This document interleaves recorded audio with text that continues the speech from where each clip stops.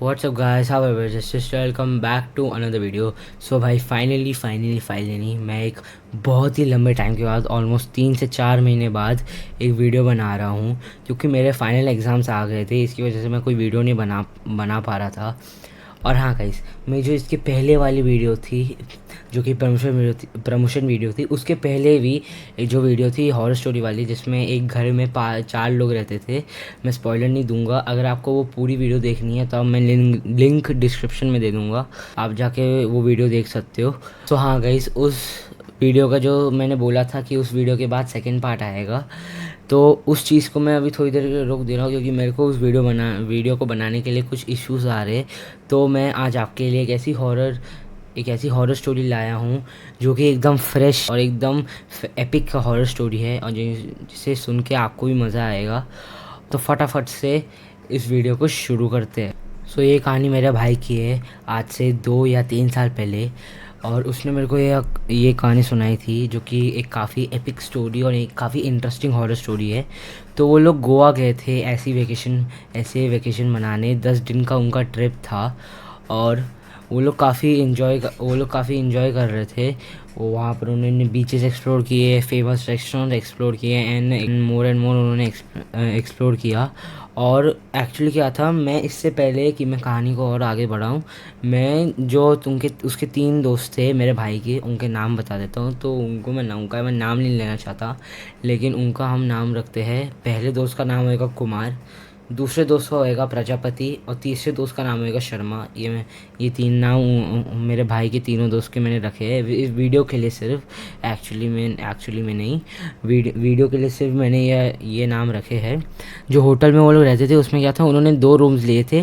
पहले रूम में मेरा भाई और प्रजापति रहते थे, और दूसरे रूम में कुमार और शर्मा रहते थे, और वो चारों स्टे कर रहे थे।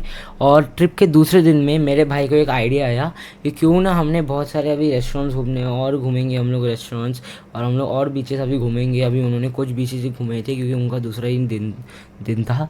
तो क्यों ना हम लोग इससे पहले बीचेस और रेस्टोरेंट्स को एक्सप्लोर करने से पहले क्यों ना एक हॉरर लोकेशन एक्सप्लोर करें, जिसको एक्सप्लोर करने में काफ़ी मज़ा भी आएगा। तो उन्होंने काफ़ी सर्च किया कि गोवा में कुछ हॉरर लोकेशंस है और कौन सी मोस्ट हॉन्टेड लोकेशन है। तो फाइनली बहुत टाइम तक ढूंढने के बाद मेरे भाई को मिला डी डिमेलो हाउस, जो कि माना जाता है Goa one of the most creepy and haunted house. इसकी कहानी ये है कि 2 भाइयों के बीच में घर के डिस्ट्रीब्यूशन के चक्कर में बहुत सारी लड़ाइयाँ और झगड़े होते थे। लेकिन इन सब से तंग आके एक दिन एक भाई ने दूसरे भाई की हत्या कर दी, और फिर उसी को उस घर के पीछे वाले गार्डन में उसकी बॉडी दफना दी। फिर जो दूसरा भाई था, जिसने अपने दूसरे भाई की हत्या की थी, उसकी भी काफ़ी रहस्यमय तरीके से मौत हो गई थी। और इसके बाद माना जाता है कि उन दोनों की आत्मा इस घर में अभी भी है। लोकल्स का मानना ये है कि जब भी वो इस घर से गुजरते हैं, या फिर उस घर के पास से गुजरते, उनको अपने आप खिड़की खोलना, दरवाजे खुलना, और रोने और चीखने चिल्लाने की आवाज़ें आती है। और जब वो वहाँ से निकलते तो उन्हें एक बहुत ही भारीपना सा महसूस होता है। और जो भी लोग वहाँ पर ऑलरेडी विज़िट कर चुके हैं, उनको भी काफ़ी अजीब सा और काफ़ी एक नेगेटिव सा फील होता है। तो मेरा भाई और उसके 3 दोस्त प्रजापति, शर्मा और कुमार ये तीनों दोस्त और मेरा भाई डिसाइड करते हैं कि वो अगले दिन डिमेलो हाउस जाएंगे एक कार रेंटल करके। और उन्होंने कुछ इक्विपमेंट्स भी रखे थे अपने साथ, जैसे कि एक ईएमएफ सेंसर आता है। यहाँ पर मैं तुमको दिखा दूंगा, यहाँ से तुम्हारी स्क्रीन में आ जाएगा। एक ईएमएफ सेंसर होता है, जो कि क्या करता है, हाईली रेडियो एक्टिव चीज़ें या फिर रेडियो एक्टिव चीज़ें को फ्लक्चुएट या फिर बीप करवाता है। जैसे उसमें 5 डॉट्स रहते। अगर फर्स्ट डॉट में है तो मतलब बहुत नॉर्मल है, सेकेंड टू थर्ड डॉट में तो भी नॉर्मल है, लेकिन अगर फोर्थ या फिफ्थ डॉट से वो अगर वहाँ कॉन्स्टेंटली आ रहा है, मतलब रेड वो दिखा रहा है, फोर्थ और फिफ्थ डॉट में रेड का पूरा सिग्नल आता है। तो अगर वो वहाँ तक जा रहे हैं, मतलब कुछ ना कुछ एक ऐसी रेडियो एक्टिव चीज़ है, या फिर कुछ ना कुछ एक एनर्जी है जो फ्लक्चुएट कर रही है, या फिर एक नेगेटिव एनर्जी भी तुम कह सकते हो। तो वो रेडियो एक्टिव एनर्जी को वो फ्लक्स दिखाता है कि वो कितनी ज़्यादा हाई है या फिर कितनी ज़्यादा लो है। तो हाँ, वो एक जो रेडियो एक्टिव रहता है, रेडियो एक्टिव फ्रीक्वेंसी या फिर एनर्जी रहती है, वो जो लो और हाई वो उसकी फ्रीक्वेंसी को दिखाता है। तो वो लोग को इसलिए लेके गए थे क्योंकि ऐसा बोला जाता है कि वो जो चीज़ अगर आप कोई नेगेटिव एनर्जी या फिर कोई भी ऐसी चीज़ जो जिससे आपको थोड़ा हैवी फील हो या फिर एक नेगेटिव एनर्जी बोल सकते हो आप, वो आपके पास है, तो वो जो ईएमएफ सेंसर है वो हाई हो जाएगा एकदम। और हाँ, अगर आप अपने पास फ़ोन रखे हो तो याद रखना, फ़ोन में अगर आप नेटवर्क ऑन करके रखे हो तो उसमें भी रेडियो एक्टिव सिग्नल्स होते हैं जो कि वो ईएमएफ सेंसर को फ्लक्चुएट करते हैं और हाई बताते थे। तो उन्होंने इसके बारे में रिसर्च भी किया था कि ईएमएफ सेंसर को कैसे प्रॉपर्ली यूज़ करना है जब भी हम किसी हॉन्टेड लोकेशन में जा रहे हैं। तो उन्होंने प्रॉपर रिसर्च की और फिर वो लोग अगले दिन पहुंच गए डीमेलो हाउस। वो अगले दिन डीमेलो हाउस पहुंच जाते हैं एक कार रेंटल करके। लेकिन तभी उनके साथ एक ऐसी चीज़ होती है जो शायद उन्होंने भी एक्सपेक्ट नहीं की थी।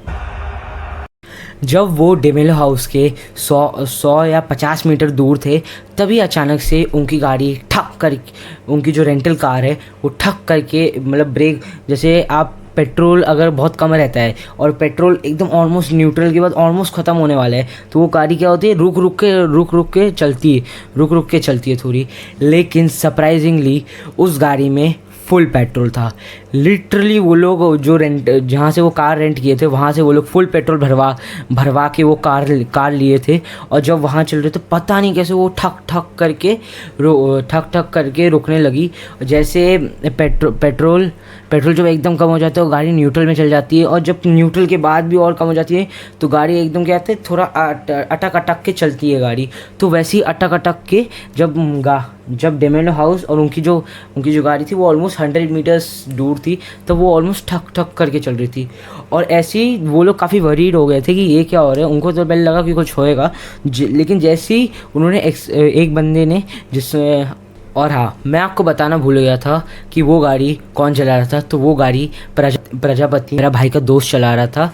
तो वो गाड़ी जो उसको वो ठक करके वो गाड़ी चल रही थी, तो उसको लगा कुछ इशू आएगा। तो उसने क्या किया, पूरा एक्सीलरेट दबा दिया, फुल्ली दबा दिया उसने। तो क्या होता, जो गाड़ी ठक करके चल रही थी ना, वो ठक जो है ना एकदम से बंद हो गया।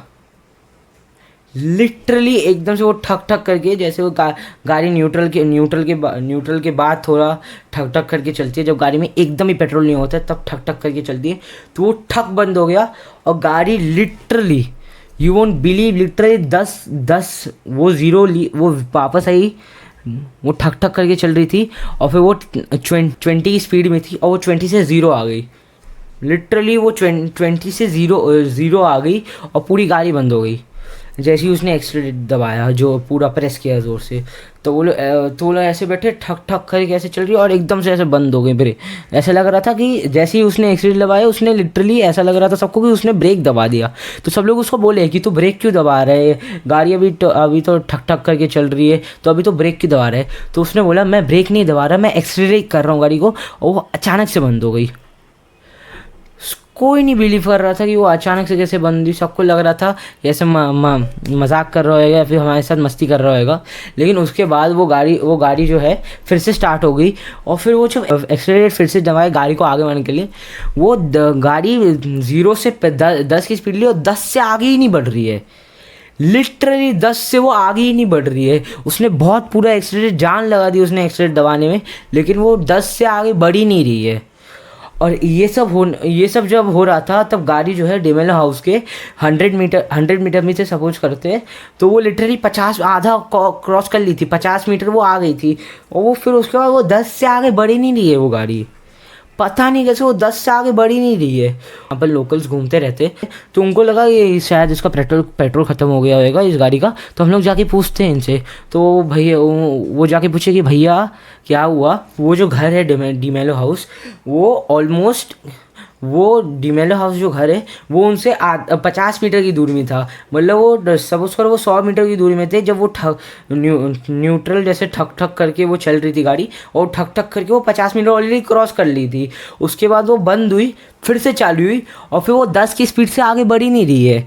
उन्होंने पूरा एक्सीलरेट दबाया और वो 10 की स्पीड से आगे बढ़ ही नहीं रही है। उन्होंने पूरा ट्राई किया, पूरा दबा दिया एक्सीलरेट, लेकिन वो आगे ही नहीं बढ़ रही है।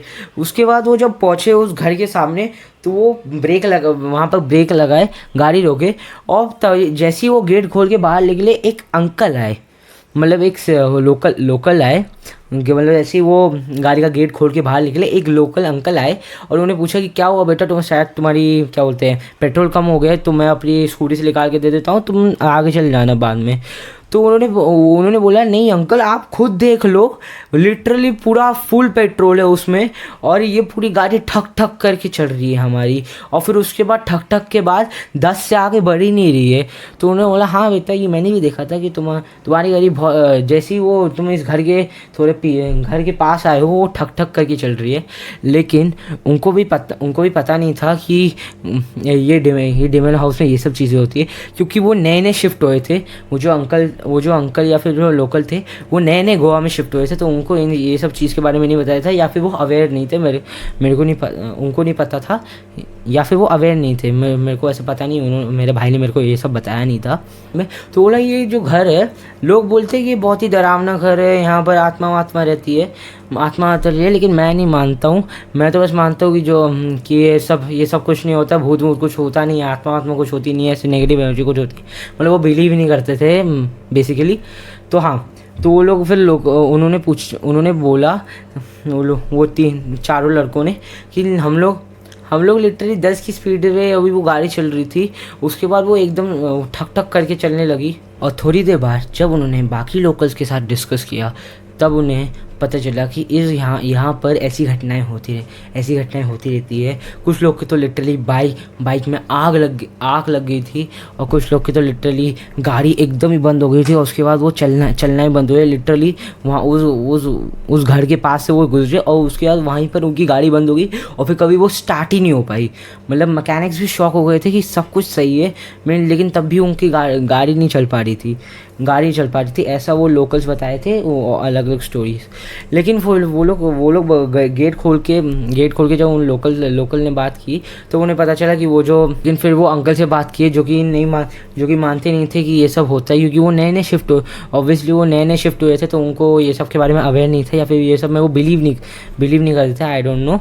और हाँ, वो गोवा गए थे, और हाँ वो लोग गए थे at the month of September and October, जब बारिश बंद हो जाती है और थोड़ी ठंडी आनी चालू हो जाती है, तब वो लोग वहाँ पर गए थे गोवा में।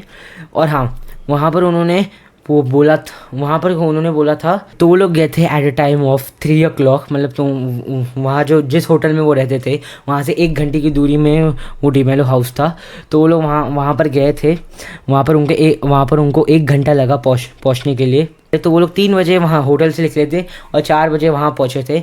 और वहाँ के लोकल्स ने कहा था कि तुम 7 बजे पहले आ जाओ, वरना यहाँ पर तुम्हारे साथ बहुत ही बुरा हो सकता है। और हाँ, उसके बाद उन्होंने वो गेट के सामने वहाँ खड़े हुए अपने सारे इक्विपमेंट्स लेके। इक्विपमेंट्स में क्या था, एक तो बहुत 3-4 टॉर्च थी उनकी, क्योंकि वो 4 लोग थे, वो अलग अलग एक्सप्लोर करने वाले थे, हर एक कमरा एक बंदा एक्सप्लोर करने वाला था। EMF सेंसर थे सारे, और 2 फ़ोन और एक कैमरा था। वो लोग क्या करना चाहते थे, एक कैमरा को वो लोग एक जगह माउंट करना चाहते थे रात को, और वो लोग देखना चाहते थे कि रात को ऐसा होता क्या है कि लोग यहाँ आने से डरते हैं। तो वो लोग ये डिसाइड करके गए थे कि हम रात को एक कैमरा लगा देंगे और उसको पूरी रात रहने देंगे, और हम लोग अपने होटल जाएंगे और फिर सुबह आएंगे। तो पहले तो बोला कि ये बुरा आइडिया, अगर हमारा कैमरा चोरी हो गया, ये हो गया, वो हो गया। तो उन्होंने बोला कैमरा चोरी हो गया, वैसे भी वो ऑलमोस्ट ख़राब ही होने वाला था। वो मतलब ऐसा रिकॉर्डिंग की हालत में नहीं था, लेकिन हाँ तब भी उससे थोड़ा बहुत काम चल जाता था, क्योंकि वो कैमरा 10 से 15 साल पुराना था। तो ऑलमोस्ट वो ख़राब ही हो गया था। तो अगर वो ख़राब हो जाता या फिर गुम भी जाता तो कोई फ़र्क नहीं पड़ता उनको, क्योंकि वो बहुत पुराना था कैमरा। तो उन्होंने कैमरा लगाने का डिसाइड किया था। जैसे ही उस गेट के सामने वो खड़े हुए, वो डिमेलो हाउस का जो गेट है उसके सामने खड़े हुए, उनको पता नहीं क्या हुआ, उनको अपने क्या बोलते चेस्ट के बीच में काफ़ी एक हैवी सा फील होने लगा, जैसे कि कोई एक अजीब सी नेगेटिव एनर्जी है जो कि उनका हैवी सा फील करा रही है। और फिर तभी उन्होंने इग्नोर किया कि ये सब बकवास है, ये सब बकवास है, ये तो होता रहता है। तभी उन्होंने इग्नोर किया कि ये सब तो ठीक है, ये तो होता रहता है। लेकिन जैसे ही उस घर का उन्होंने आगे वाला गेट खोला, तब लिटरली एक ऐसी चीज़ हुई जो कि बहुत ही क्रीपी और हॉरर थी। सो चलिए गाइस, आज की इस वाली वीडियो में इतना ही। आई नो मेरे को ऑलमोस्ट 3 से 4 महीने हो गए वीडियो बनाए हुए, और हाँ, मैं जल्द ही इस चैनल में कंसिस्टेंट होने लगूंगा। और हाँ, मैं स्टोरी को यहीं पर रोकना चाहता हूँ, क्योंकि इसके बाद जो नेक्स्ट इंसिडेंट आता है, जब वो आगे वाला गेट खोलते हैं, उसके बाद जो इंसिडेंट है वो काफ़ी क्रीपी और हॉरिफाइंग है। सो चलिए गाइस, आज की इस वाली वीडियो में इतना ही। वीडियो पसंद आए तो लाइक कर देना, चैनल में नहीं हो तो सब्सक्राइब कर देना, और मिलते हैं अगली वीडियो। तब तक के लिए बाय बाय।